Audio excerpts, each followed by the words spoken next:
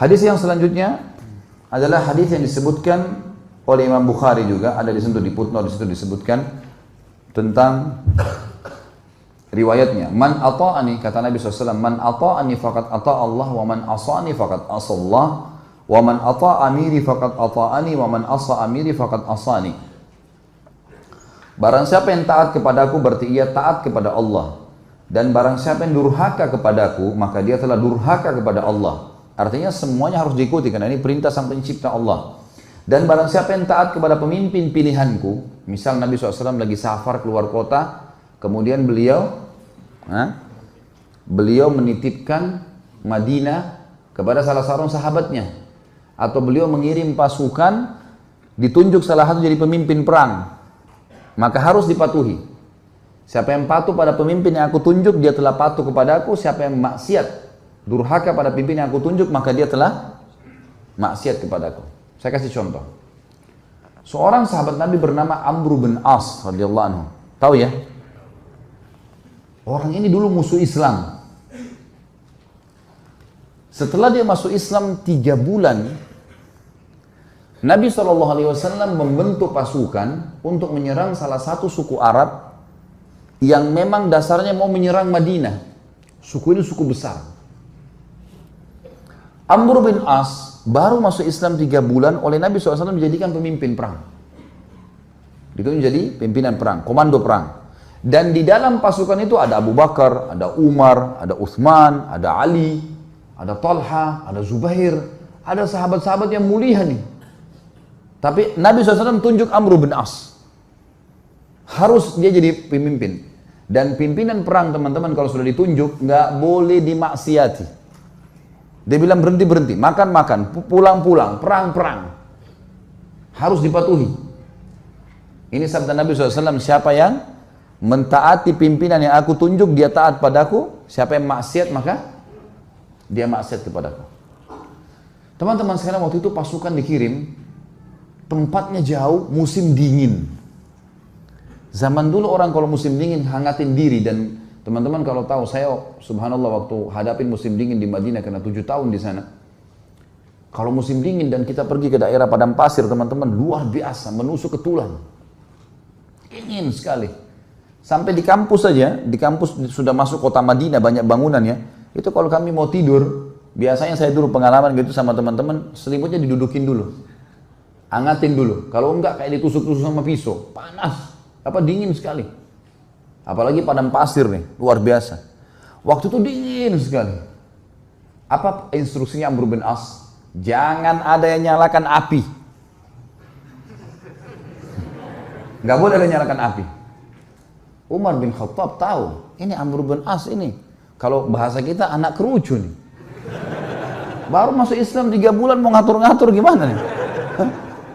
Dan dulu musuh Islam ini. Amr bin As ini perlu antum tahu ya radhiyallahu anhu. Beliau yang diutus oleh Quraisy ke negeri Habasyah untuk menjemput Ja'far bin Abi Thalib dengan teman-temannya. Kembali ke Mekah baru untuk disiksa. Tapi dia masuk Islam di tangannya Najasyi. Kaget dia, kok Najasyi raja itu bisa masuk Islam? Akhirnya dia belajar, dia masuk Islam gara-gara itu.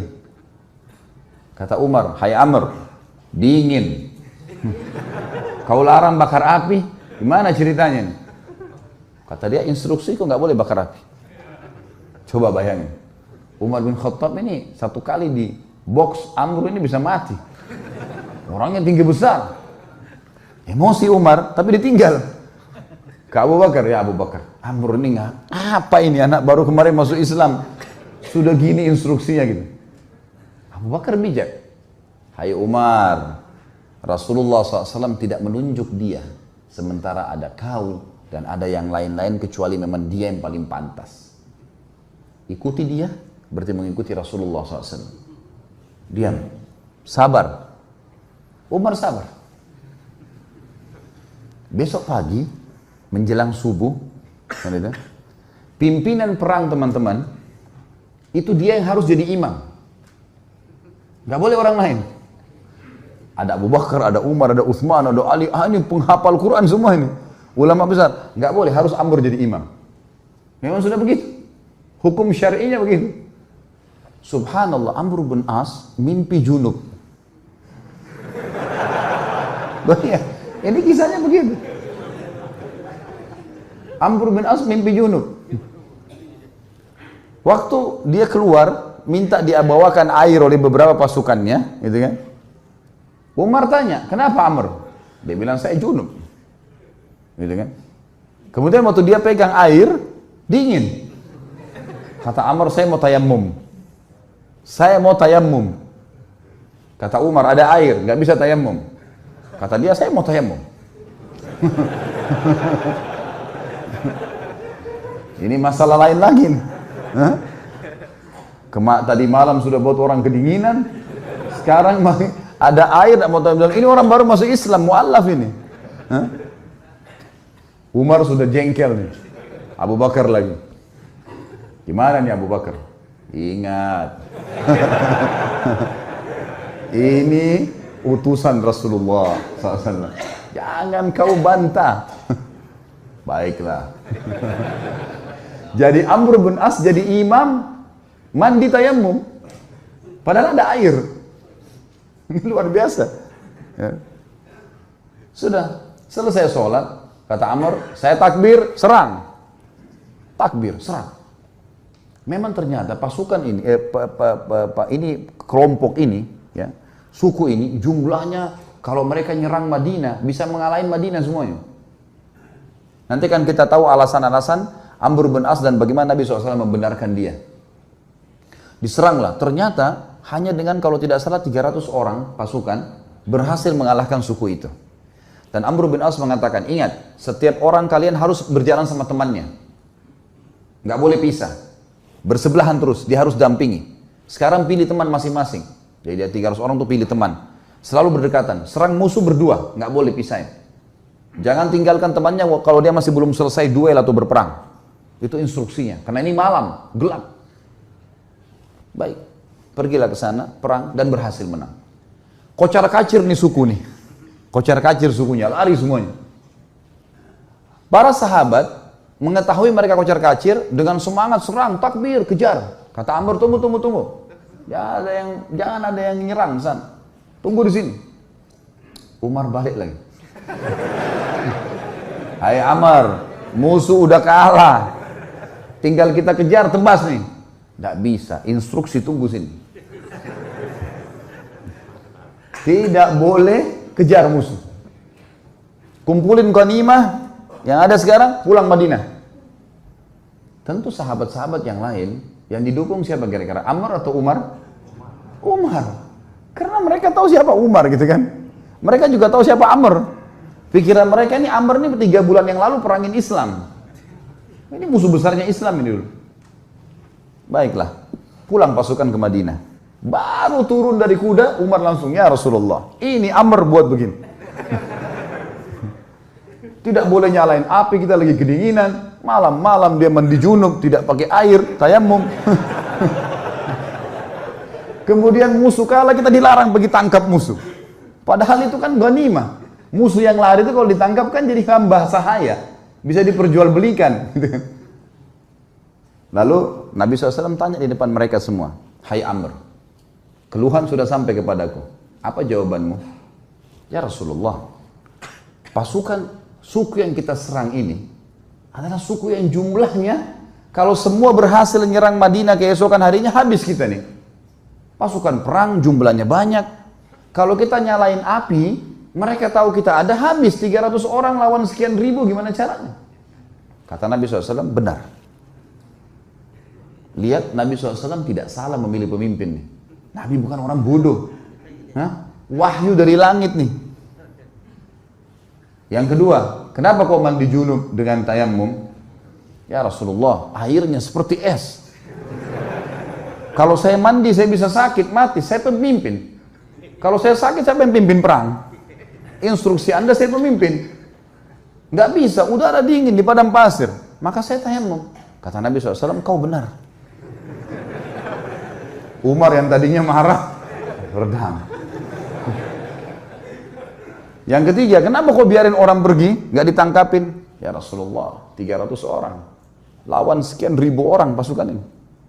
Kalau kocar kacir pasukan saya, nyerang sana sini nangkap, kita akan dikalahkan pasti. Mereka bisa tahu jumlah kita, tapi kalau kita ngumpul, kelihatannya banyak.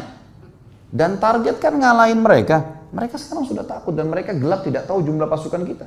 Ngapain kita nyerang-nyerang sana? Toh ganimanya sudah ada. Target sudah tercapai. Mereka kalah, nggak usah buru-buru itu. Kata Nabi SAW, kau benar. Abu Bakar balik ke Umar. Nah, sudah tahu?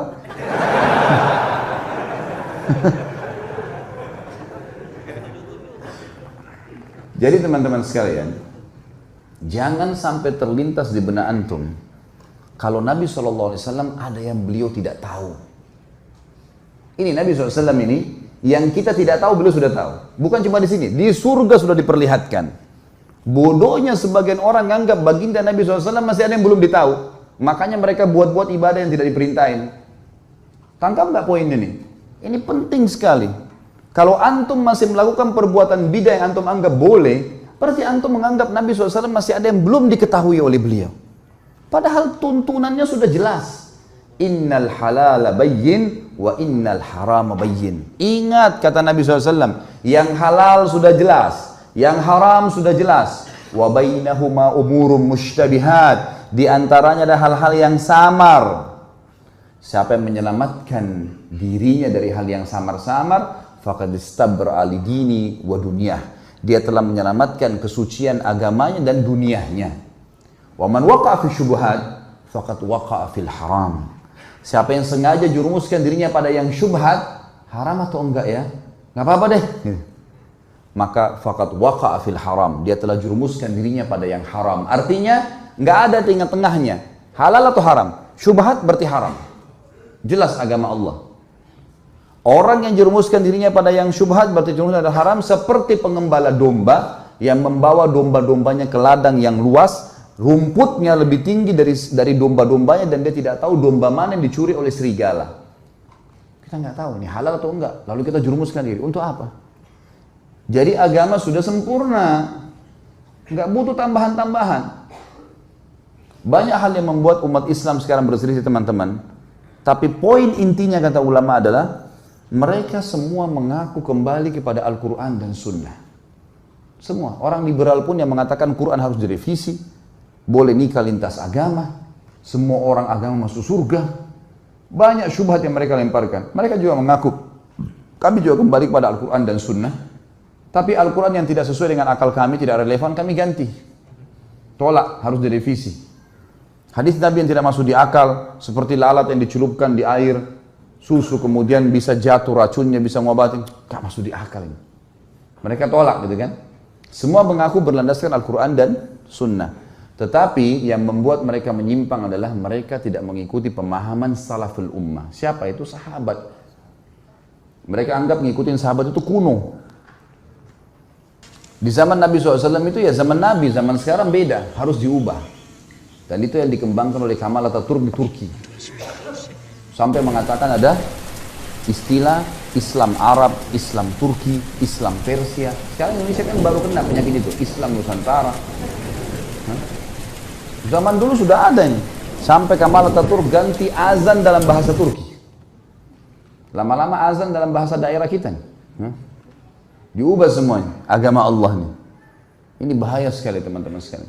Makanya memahami Al-Quran dan Sunnah harus sesuai dengan pemahaman salaful ummah atau sahabat. Pegang baik-baik hadis ini teman-teman. Kalau ini antum jadikan pondasi hidup, pegangan hidup, antum akan selalu aman. Ini jaminan, tiket dari Nabi SAW untuk siapapun yang bersyahadat sampai hari kiamat. Kata beliau, Yahudi terpecah menjadi 71 golongan, Nasrani 72 dan umatku 73. Yang 73 yang dibahas. Semuanya lewat neraka dulu. Nanti masuk surga, tapi lewat neraka dulu. Dibersihin dulu dosa-dosanya. Kecuali satu. Semua kita bertanya siapa satu, sahabat juga bertanya ya Rasulullah siapa yang satu, masuk surga langsung tanpa hisab deh. Kata Nabi SAW, maka ana alaihi wa ashabi, yang mengikuti aku dan mengikuti sahabat-sahabatku. Inilah teman-teman yang dikumandangkan oleh teman-teman yang mendakwakan dakwah salafiyah dan dakwah sunnah di Indonesia, yang selalu dikatakan aliran sesat, aliran keras, wahabilah segala macam, padahal mengajak kepada perkataan para sahabat dalam memahami Al-Quran dan Sunnah. Karena nggak boleh sembarangan. Al-Quran turun pada zaman mereka. Nabi SAW sebutkan hadis zaman mereka.